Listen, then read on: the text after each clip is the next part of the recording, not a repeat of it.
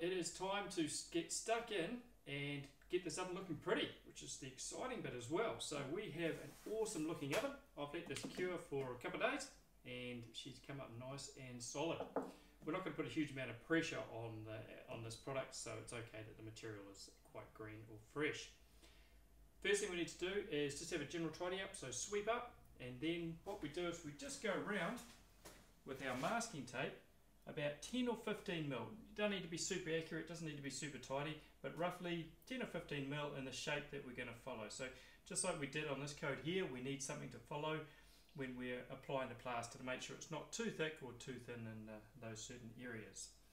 Now we also put a layer of masking tape over the fire bricks at the front here, and that just means it's easier to clean off rather than rubbing it with a rag and that sort of thing later on. So I will show you a picture of that now. So as you can see, I have just masked over the front face of those arch bricks just to keep them clean while we squish a bit of mortar in between them. It's just easier than having to wipe them down each time. I've also popped a little bit of newspaper down there in the bottom just to catch anything, nasty little strays that might land on them. You need to get stuck in and mix up some plaster now. So we're going to use the orange bag and we're going to put 7.5 litres of water into the bucket first. 7.5 litres of water, so there's a high water content in this material. And then we're going to mix it by hand. And then what I want you to do is to take your hand drill, so heavy duty hand drill or plug-in power drill, and put on your paint mixer and really give it a good mixing with this. So it's quite fluid and it'll be fine for this sort of mixer, but we need to make sure it's really, really well mixed. So get stuck into it for 4 or 5 minutes. We're then going to let it sit for 5 minutes, and then we're going to re-agitate with our drill again until it comes up into like a creamy consistency. So I have already done that, and I'm going to start applying the mortar now, or plaster I should say. Now what we're going to do is we're going to put on a coat of roughly 5 mils, and then we're going to put a fiberglass mesh over it. So really simple process, so easy to just spread around. It's literally all you're doing. Don't worry about getting it smooth, just more about getting it even. So make your way over the oven. So don't worry about it. So the trowel marks and things, just get that nice and even. So you're looking for about 5 millimeters. So we've got enough plaster on there to bury our fiberglass mesh that we're going to use. So I'm just going to get stuck into that now and be back with you in a minute once that's done, and I'll just show you how to put the fiberglass mesh over it. It's taken me about 5 minutes. I'm just loosely throwing a coat all over the dome of the oven here. Don't worry about the front yet, we'll concentrate on that later. But what we want to do now is just to make sure that this coat is reasonably even. So just grab the Curvinator 3000, starting right down the bottom, just run it over, and we're not trying to get it beautiful, we're just trying to make sure that there is a reasonable coat over the whole thing and that it's quite even. So you'll see I've just got a couple of shy spots here, so I'm going to deal with those, and I'm just going to make my way over the oven, and so just to make sure that it is actually even.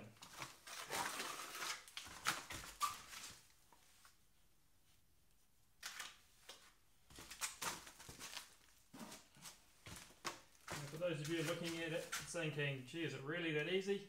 It really is that easy. It's not difficult at all. There's no great technical skill required for this part of it.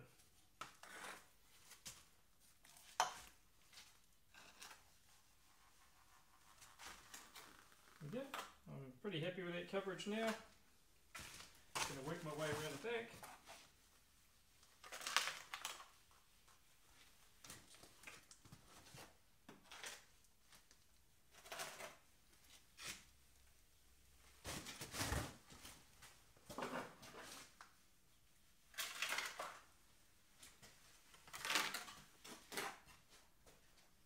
So I can see as I'm going, I've actually made a pretty good job of keeping it reasonably consistent. You can hear that scratchy noise every now and then. It's just the Curvinator hitting the bottom layer of mortar there. So we just want to make sure we have at least sort of 5 mils over those areas. Okay, I am happy with that. Once again, doesn't need to be pretty.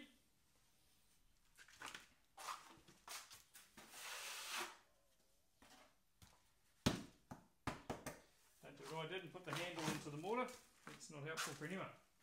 Right, now we need our fiberglass mesh, and you can just literally hold it there, roll it out over the top and let it cool down.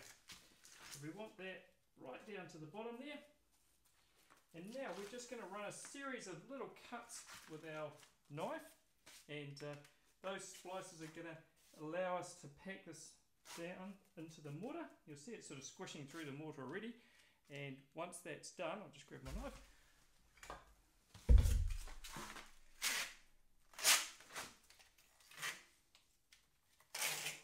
You'll see the pieces will just slot down nicely, so I can just run my knife around there, get rid of any odd bits, sort of squish it down. I can see that it's riding a bit high there, so I can just pat that down. Now these bits are going to overlap just like the mesh did, but we want to make sure they're sitting down nice and flat. I can see I just need to make a cut up here.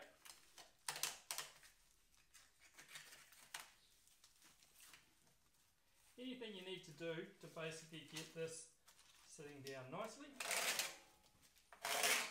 Sharpen my knife there.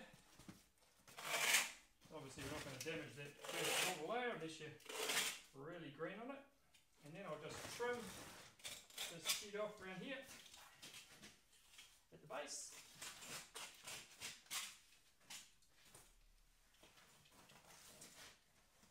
And I'll take my leftover material out of the way, and that'll be, we'll just need a few extra cuts for around the front area and things like that. So I'm just going to work my way around, just cutting those and squishing this down into place, and it's as simple as that.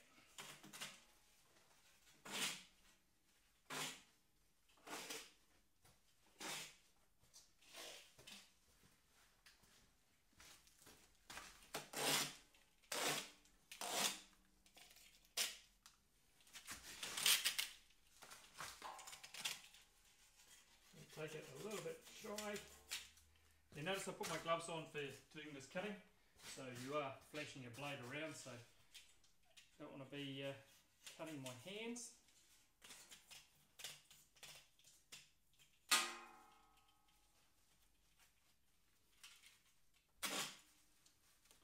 Yep, so I'm going to work my way around doing that, and I'll see you back in a minute. So I've gone over the entire oven, just cutting and pushing down that mesh. So this front one here, I'll just show you, I've cut a loose piece. You can see it's all jagged and not really cut that straight. Honestly, it doesn't matter as long as you get the coverage there.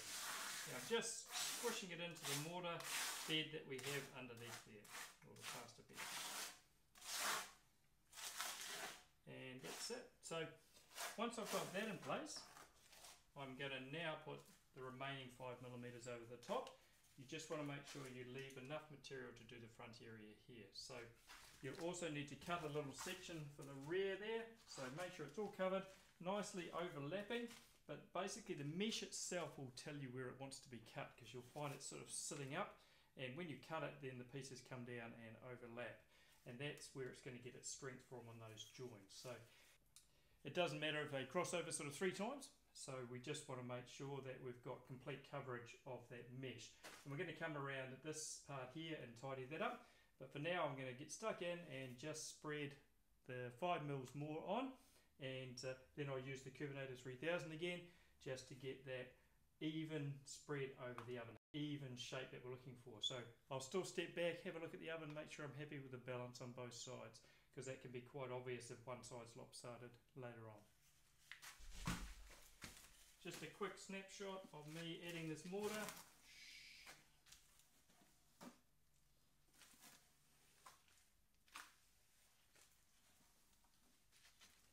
Really not hard at all. And the Curvinator 3000 is going to be the one that does the levelling for us. So it's rolling life. Literally, that's all I need to do. The tool will take care of the rest. So the good thing about this little artist trowel, this little plastic trowel, is that it really makes all the shaping so easy. You can get your curves correct, so just get in there and work that curve. But yeah, no magic science here. I am just spreading it out on top. So I've gone over the entire dome now, and as you can see, it's rough as guts. But the main thing is that the mesh itself is covered. So I'm then going to go over with my Decorative 3000.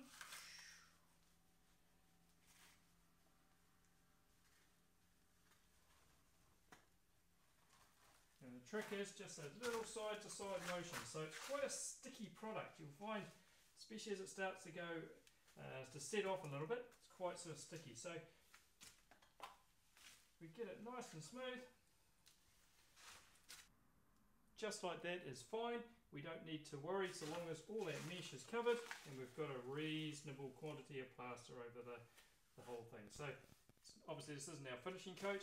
We're going to come back tomorrow or within 48 hours and actually give these a bit of a sand to help us make the rest of the coats a little bit smoother. I'm just going to make my way around now, and then I'll come back and we'll tackle this area here because it's kind of a more specific area than the basic dome there. But it's good to start with the dome because the product is more workable.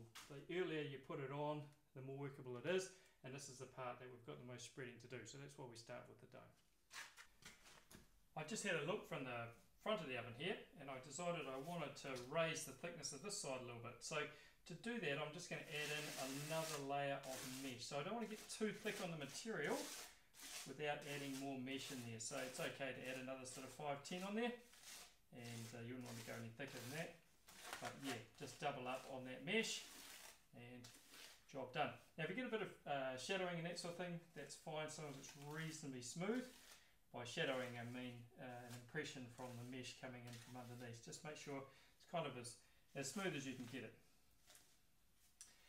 I've finished with the back there. I'm not going to do any more. I've removed the masking tape and I've just gone through with my little scraper and just gone around the edge here just to make sure that's neat and tidy. So it's just a matter of getting it as rounded and sort of smooth as you can, but all these ridges and things like that I'm not worried about because we're going to take them off tomorrow. It's time now to look at the chimney flue area and building this up properly. So on this particular oven I'm looking for a nice sort of flat finish around the top there. I might even put on a copper ring or something like that. So I can start sort of forming that, and now I'm just going to cut some pieces to fit in here. So just some little rectangular sections to fit along there so I can push them in. So as much of the plaster as possible has got that reinforcing mesh in it. Once I've done that, I'm going to start working around the front here. So we're not touching the back again, that's done. We are just going to be working on the front here. So I'm going to start putting some layers on. It's nothing, I'm not doing anything crazy. I'm just literally squishing on. I'll probably use the plastic trowel actually, squishing a layer on. I'm not going out further than my fire bricks on the front here. I'm staying a little bit back, so I'm staying about 5mm back because I've got another 2 coats of plaster to go and we want them to end up flush with the outside of those bricks rather than sort of rebadge it in. But it honestly depends on the look that you're going for. It's a pretty easy thing to calculate where you end up as to the end look for the oven. I'll just show you what I'm doing at the front here. So I've cut some little strips, and these strips I have just pushed into the mortar there, so they're just sitting there and they're ready for another coat to go on. When I put another 2 or 3mm on, then I'll be 5mm back on these bricks here. In these gaps I've sort of squished some in, so some material in, and then what I'll do is I'll just go in and gently take some out. So I'm sort of rebating it back, allowing for another 1 or 2 coats of the other plaster to go in there. Now up here I have cut a rectangular shape, and I'll show you on one side I've actually just folded it down. So I crease the material along here because that's kind of the shape I want. I want a square front here and then curve it around here. So I'll do the same on this side. I'll just lay that over and then push it into the mortar. So once I give it a work with the trowel, it'll stay in place. And just round the top here where I'm creating this sort of platform per se, I've just made these little cuts and sort of gently squish them in, and I will now go and put another coat of plaster over the top of those. So hope that gives you an idea. So when we're working on the plaster on the top platform by the flue, what we want to do is put a slight angle on the plaster so that any water will run away from the flue. It doesn't need to be a big angle, you certainly don't want to ruin the looks of the oven, but it just needs to be enough that any rainwater that's hitting the flue runs down and then sheds off the oven itself. This side I have completed, so I'm using a little scraper, and I've just got in here and I can just work my way over there, making sure I'm staying back on those bricks a little bit there. But these ones, this line here, or this piece here, actually has the offcuts or the cuts like that underneath them. So I've just built another layer on top there, and that's it. So we'll just continue on that, and I'll give you another look at that when I've finished. So here's a quick look of the finished product up around the front.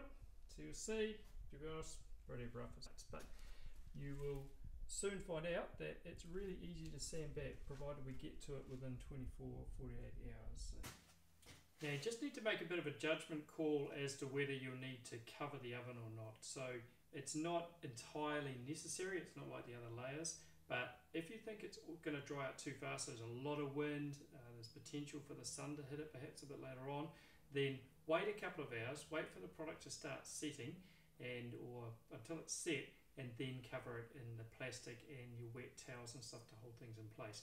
If you don't, this is quite a bit softer than the other mortar layers that were put on, so you end up damaging sort of edges, nice edges that you've made with the plastic when it goes on. So just be very careful about that. But if it's going to be in the shade and it's not particularly windy, just let it set, that's fine, and we'll come back and sand it tomorrow. I've left this to cure for 24 hours and it's come up nice and hard.